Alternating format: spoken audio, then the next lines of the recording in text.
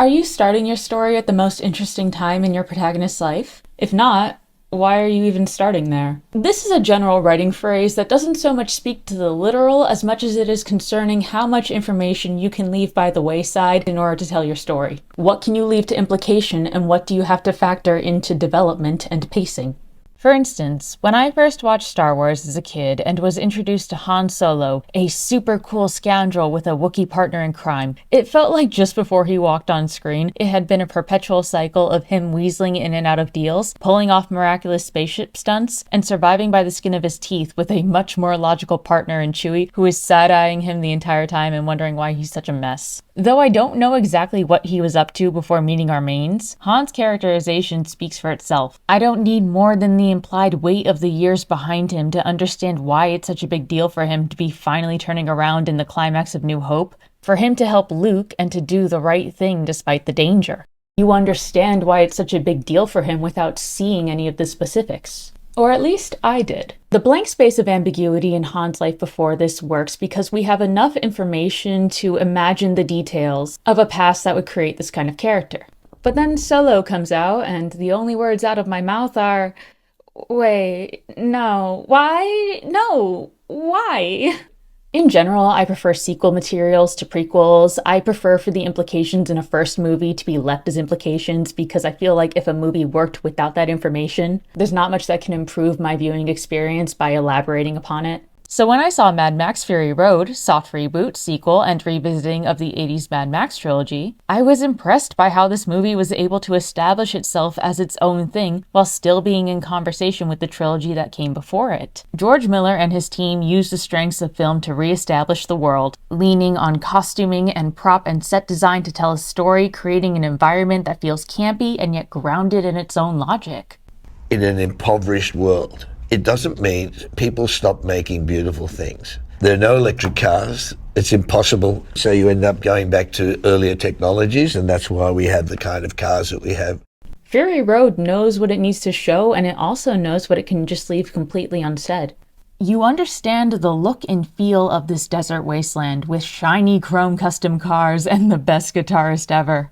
And Max himself goes relatively unexplained in this movie, but his lack of personal stakes in this weird new town allows characters from within the Citadel to take the spotlight, and gives the audience the freedom to project themselves onto Max in this fish-out-of-water interpretation, and allows you to shape his story to whatever happens to suit your preferences. Old hats who have watched Mad Max movies before can pick and choose how much of the old character they want to retain in this new interpretation, and newcomers will have enough to organically get a sense of Max's grief and madness. And that engagement with the audience, that encouragement for you to use your imagination, for you to pick up on little hints in the basic dialogue and storytelling and the environment, and that encouragement for you to pay closer attention to the little details is so good. When Mad Max Fury Road comes to a close, I feel like I was naturally given all the information I ever needed to fully understand Max's character, the entire story that was relevant, and come to this satisfying narrative conclusion. But then years later, I saw this on my horizon.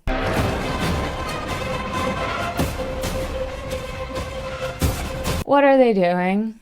On aesthetics and principle alone, I wrote off Furiosa, a Mad Max saga, as an unnecessary prequel. I didn't think it was a story that needed to be told. We had bled the Citadel dry of all interesting information and storytelling it could possibly give us. We know the rules and themes of this post-apocalyptic society, and Furiosa was a key part of it. There was little there left unexplored that we could benefit from seeing that wouldn't overall undermine the story that we get in Fury Road. Because we know the next movie has to end with Furiosa being a Morton Joe's servant and escaping with the wives and then taking over the Citadel that long since subjugated them. What's left unless you're just going to retread the same path? However, I also know that my knee-jerk dismissal went a little deeper than just seeing that the story was superfluous. Because you see, the moment a prequel is made, all that audience engagement, all that imagination you employed is pointless. No need to investigate. The prequel is just going to hand you all the information.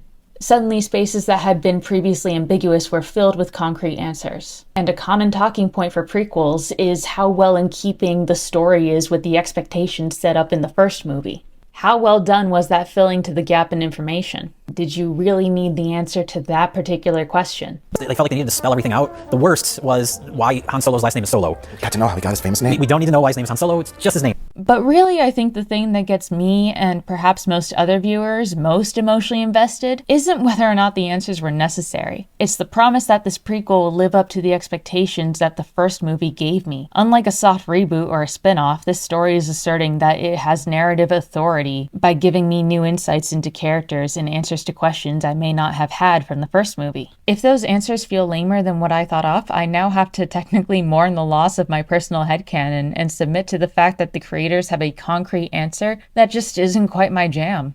But of course it never really was going to be my jam. Wondering is half the fun, and nothing's really going to be perfectly satisfying when you've had all this time to project whatever suited your tastes onto the ideas of a character or event.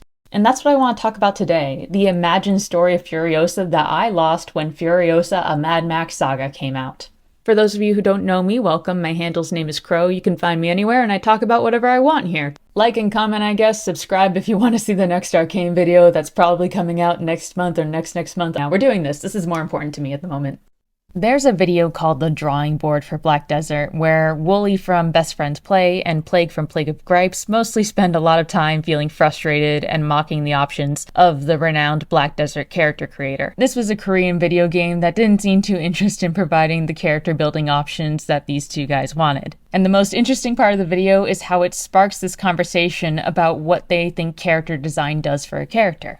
How an outfit, hair, and makeup can come together to tell an implicit story, one that these two designers end up telling to themselves as they make their disgruntled mercenary. In Mad Max Fury Road, Furiosa's story was practically shouted at you through the screen. While watching, you'll notice that Furiosa is portrayed in contrast to the War Boys, Immortan Joe, and the Wives. Immortan Joe is this big, powerful, worshipped guy in a tower, standing high on his own oasis, moving slowly. He controls the supply of water to a starved and parched underclass beneath him, with a metal-adorned breastplate and long, luxurious hair that is at least clean-ish in this post-apocalyptic wasteland.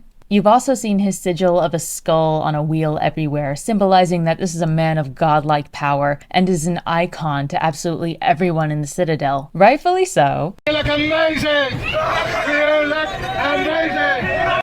In contrast, his servants, the War Boys, are in uniform with shaved heads and powdered white bodies, while his sons are bigger with similar pants and silhouette, but different details that mark them as more idealized versions of the War Boys. They're a lot like lead dancers, a part of the group but apart from the group.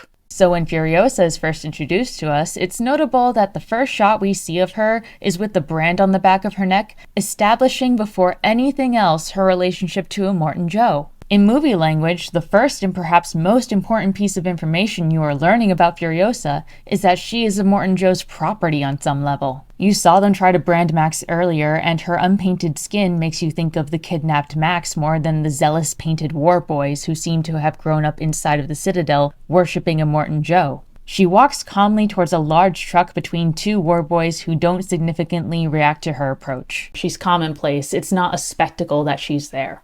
She is also, significantly, the first woman you see in this entire film. You'll notice she looks incredibly similar to a war boy with shaved head and dark pants similar to theirs, and a top that blends with her skin as if she's trying to imply a bare, flat boy's chest. Though you see that she is in the group of the war boys under Immortan Joe, there's a touch of distinction here, and the most notable detail is the fact that she has one arm. And she also gets into the driver's seat of the largest truck in this society that worships cars. You get Immortan Joe introducing Furiosa as an imperator, confirming that she is ranked higher than the Half-Life war boys. And in action, you see that she doesn't raise her hands like the war boy in that prayer-like salute, confirming what you may have gleaned from her unpainted skin and her being a woman in a crowd of men, that she is an outsider in some capacity. And now you get to wonder what Furiosa is doing here. This is a culture that we have seen have little consideration for human decency and employ bodies for their practical uses. Other women in the Citadel are stagnant and milked with baby dolls in their arms, implying that they were made to give birth and then made to be continuous wet nurses from then on.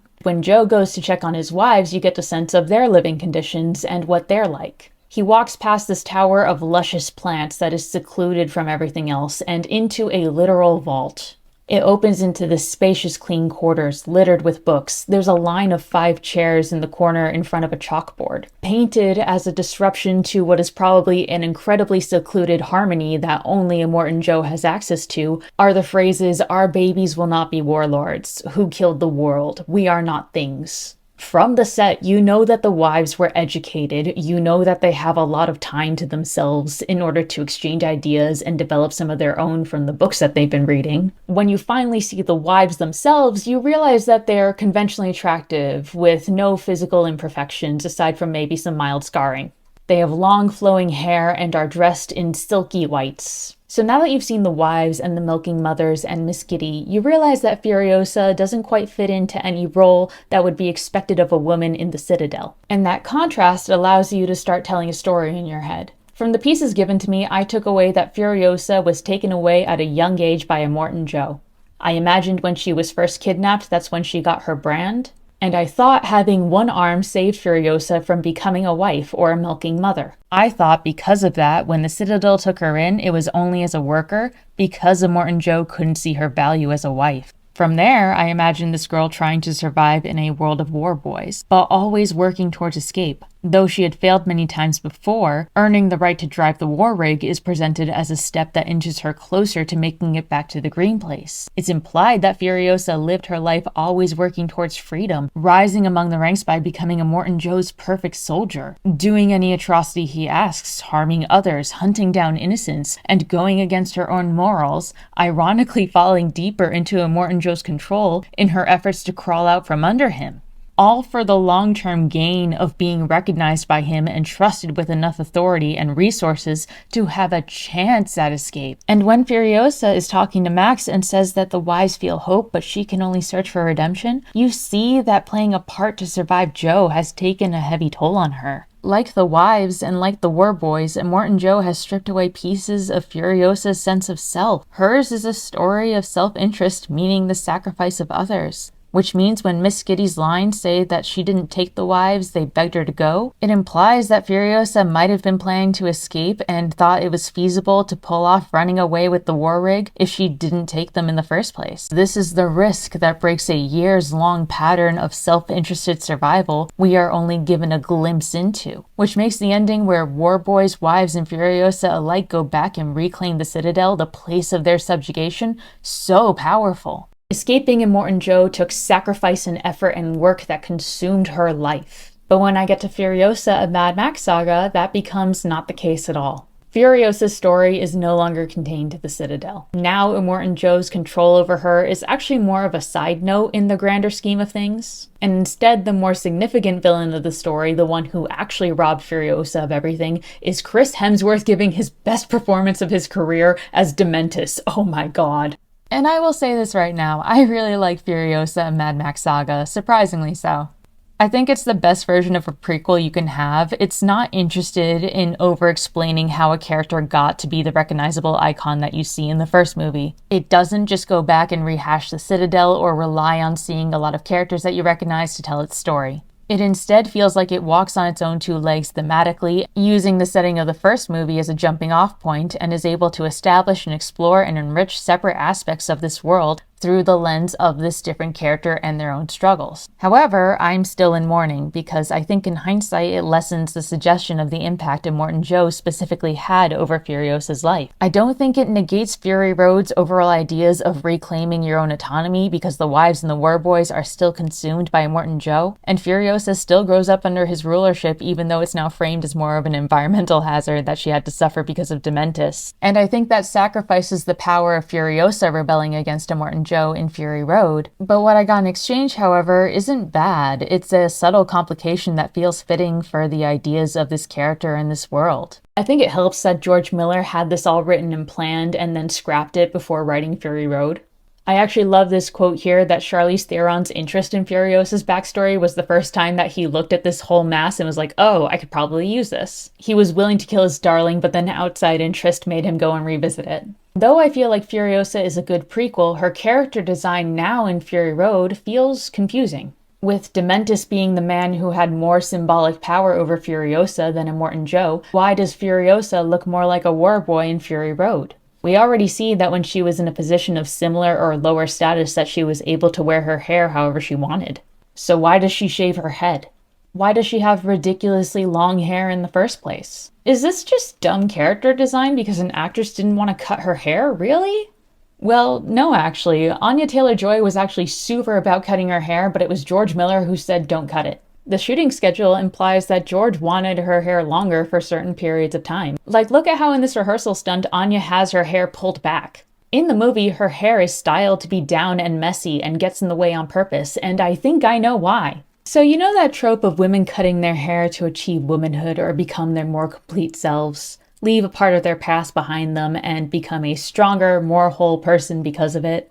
Cutting your hair is a storytelling motif that can be representative of many different aspects depending on the context. Prequels in particular tend to play with character design with a changing of a silhouette, one that is a lot closer or identical to the character design you see in the first film, suggesting that the character in this prequel has finally come into their own and is ready to participate in the first movie that you saw. Now, I do like the idea of Furiosa cutting her hair being this idea of her becoming a more self-actualized character. There's this general idea of hair being linked to maturity, of loose flowing hair, often unbound or minimally styled, being likened to the idea of a young unmarried girl. And it's only when a woman reaches adulthood or marries or reaches some sort of goal of age that she now begins to bind it up, cover it, pin it, style it in a certain way, etc. The idea here would be that Furiosa begins her story as a child, and after she cuts her hair, emerges a fully fledged woman. I would say yes, if it was only done once. See, when Furiosa is first taken from the Vulvolini, I love the names in this movie, you can see that both Furiosa and her mother wear this kind of close-cropped hairstyle. The bangs would at least blow in a certain direction so that when they're riding on bikes or somewhere at high speeds, it's not really going to get in the way. After she's kidnapped, it's grown long and dyed red like Dementis with bells braided into it. All of this is quite obviously not her choice, but Dementis' preference. And when Furiosa is traded to Immortan Joe, Furiosa's hair is made a focal point. It is a sign of her femininity and a danger for her to have. Young Furiosa shears off her hair to escape Rictus Erectus. She is symbolically cutting off her ties to what life as a woman in the Citadel will be, rejecting the path of being a wife or a milker. Cutting her hair here is representative of her choosing autonomy and danger over living forever in a gilded cage shaped by Dementis and Immortan Joe. Great, that makes sense. But then why does she grow her hair back? Wouldn't it make sense for her that when she's trying to pass herself off as a boy that she would shear her hair as short as possible so that if she ever has to remove that cap, it wouldn't be as obvious? And it's not even long like her mother's used to wear it long. It is laughably long, impractically so, blowing in her face, getting in the way. There's not a single cut made there. When she binds it up under a heavy cap to hide her face, you can just imagine how hot it is in there. What's the benefit of her wearing it like this? Why would she even bother? Well, rebellion. In her presentation about hair, social and cultural historian Joanna Burke talks about the regulation of shaving hair being used to control groups of people. And shaving of the head en masse has been linked to indignity, dehumanization, and a cultural link to slavery. When you consider the shaved heads of war boys as a kind of uniform, as a signal of loyal subjects to Immortan Joe and their subservience to him, Furiosa's hair has a dialogue with that idea. The Furiosa of Fury Road has a shaved head, which of course fit into my first idea of her, but is now recontextualized with Furiosa in her own movie growing it out as long as she can as soon as she escapes the Den of the Wives. But that's not when she escapes Immortan Joe's control. Furiosa knows to keep it hidden because she's trying to pass herself off as a boy, but she maintains its length despite the danger. There is no logic to this style. This is impractical because it's personal.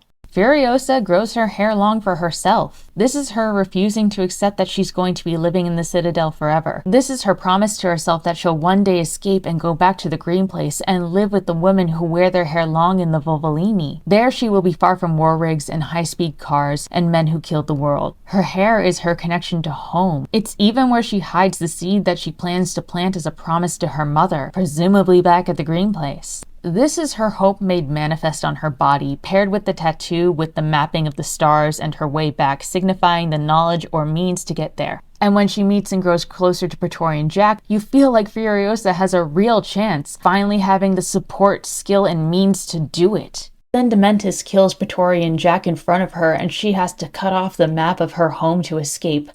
and the one person she's cared about in 15 years is taken from her. Before Furiosa can properly set out on a vengeance quest against Dementis, she chops off her hair. And I think about cutting of the hair and how it represents cutting away a part of your life, ridding yourself of the old you. How it can be done for self-actualization, but also for mourning. Now, the representative of years of effort to one day fulfill her promise to plant her seed in the green place is cut away. Furiosa is no longer willing to nurture that dream. She has no room for it. All she has left is her rage fueled by grief.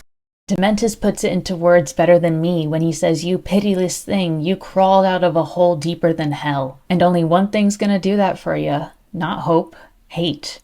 Furiosa is here with no goal other than anger. She yells at Dementis to give back her family, to give back her stolen childhood years. But she knows that's not possible. She knows that's a fruitless concept. But she just has all of this rage inside her at the loss that she has experienced. And she latches onto it because she has nothing left. She has no hope for her future anymore.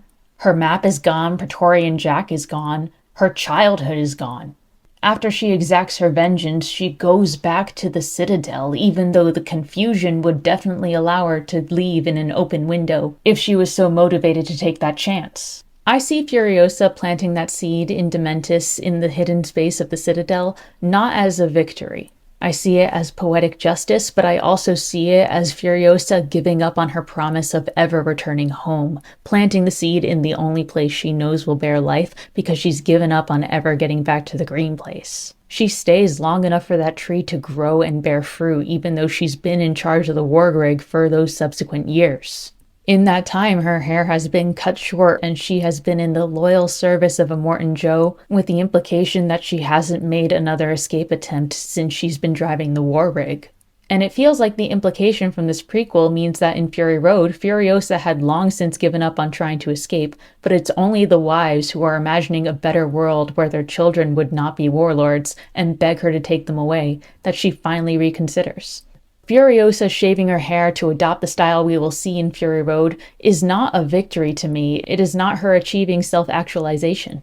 It's a symbol of her submission, a lament to the death of her hope, an expression of loss and surrender to her life in the Citadel. Furiosa, who basically is driven by some sort of obligation to promise to her mother to find her way home, despite all her Herculean efforts, can't do it, and then decides redemption's not for her, but it's for others, and that's the wives. This was supposed to be the happy video.